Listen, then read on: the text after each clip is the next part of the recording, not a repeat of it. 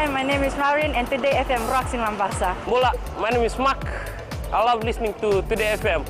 Today FM rocks in Makassi. Hey, Bula from Rocky. I'm Mentor. I love listening to Today FM because they're playing my hits.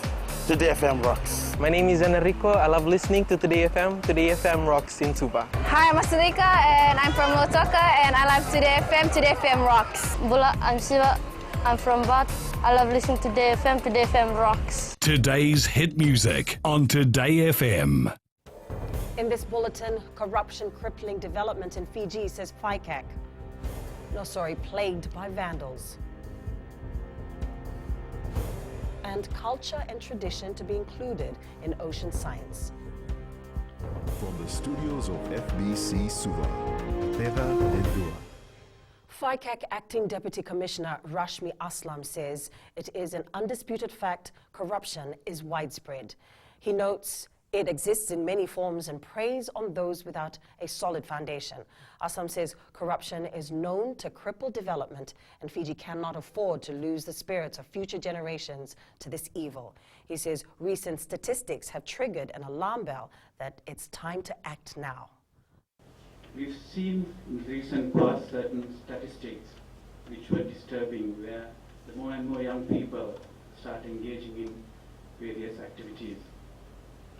And the data available with FICAC also show a somewhat worrisome trend where young people, more and more young people, engaging in corruption-related practices.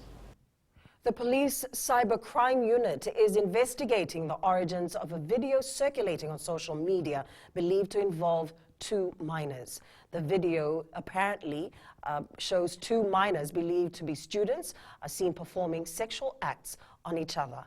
Police spokesperson Ananai Soro says the cybercrime team is working to track down the person who initially uploaded the video and subsequently shared it on social media. Anyone with information on the video is urged to call Crime Stoppers on 919 or contact their nearest police station. The Online Safety Act 2018, which is yet to come into effect, promotes online safety in response to increasing reports of harmful online behavior such as cyberbullying, stalking, internet trolling, and exposure of offensive and or harmful content. The vandalizing of business properties in Nosori town is a concern for the council. Chief Executive Deo Narayan says the properties are usually damaged after official business hours. The council has scheduled monthly meetings with the police, the Commissioner Central and other relevant agencies to look at ways to address this. There are currently 1,600 registered businesses in Nosori town, providing services to 3 major provinces, Tailevu, Rewa, and Naitasiri.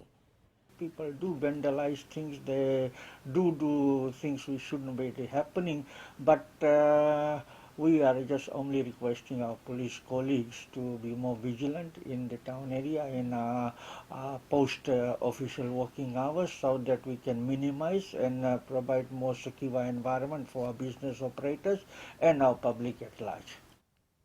Antimicrobial resistance or resistance to antibiotics is a concern for the health sector.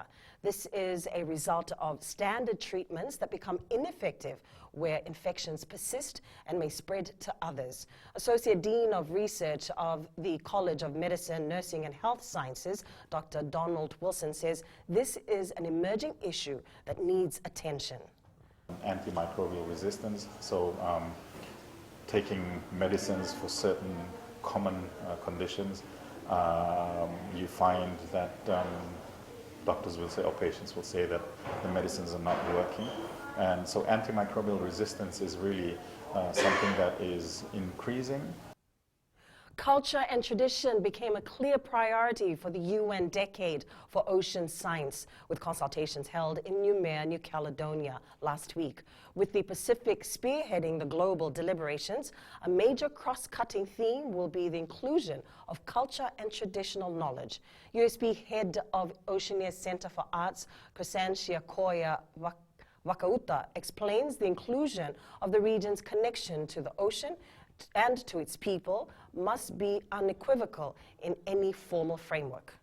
So for many of us, I guess our concern and our continual concern is that the UN agenda is obviously a blanket global agenda, and there's often very little leeway for inclusion.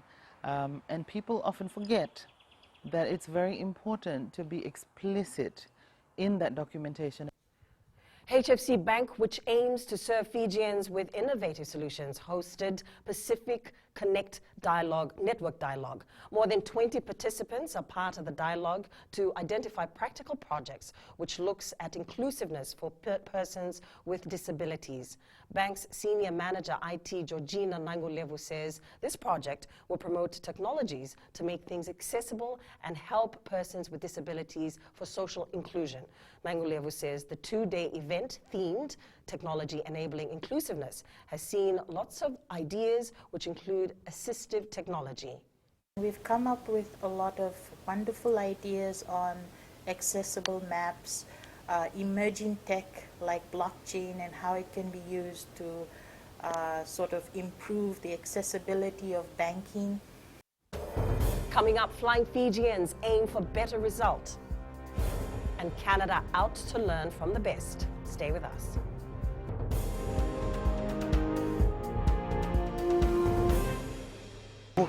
Ako Tabua. Ako do talitay na warong na Bula FM. Nambando na sir. Bula. Ang gono ilutoka do talita ka ng Bula FM berarti nambando na sir. Ni Bula binaka. Nanregen go sa Bula FM nga. Na kasi. Nalang go sa mundo atibyo ng Bula FM nambando na sir nusur. Ni Bula binaka. Nalang go Jerry yang melambasa. Ang do warong nga ng Bula FM nambando. Bula FM nambando na sir.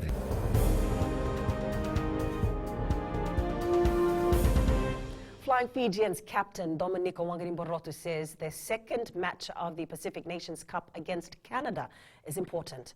Following their loss to the Maori All Blacks in a test match series and also being outclassed by Japan in their first PNC match, Wangarimborotu believes it's up to the players now. He says they have 2 PNC matches which will be played in Suva and are aiming to win both. For now, we've got 2 more games to work on what we need to work on, and we've achieved a lot of things, and we're learning every day as well. So these 2 games coming up in Suva is going to be a very important one.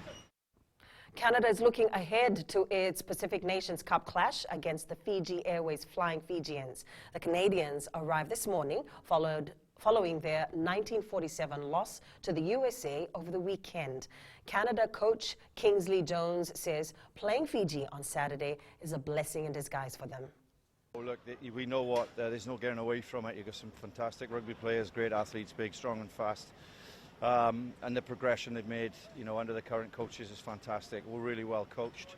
So it's a huge challenge for us, but it's one that we prefer. We'd rather be playing against the better teams than the lesser teams, if you like. We want to measure ourselves against those guys, and I think it's great preparation for us towards Rugby World Cup.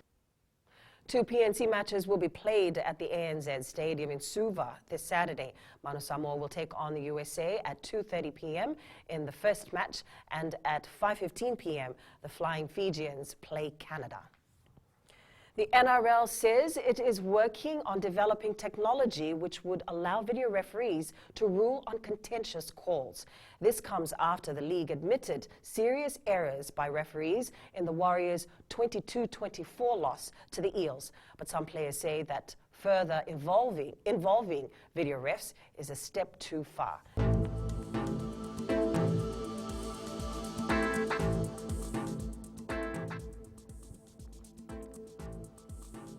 We can expect a fine afternoon, somewhat overcast in the east, and a chance of evening showers. Tomorrow will be much the same. And that was your FBC News Now. Remember to join us at 7 p.m. for our major bulletin. For these stories and others, you can also tune in daily to our sister radio station, Gold FM. And have a great afternoon.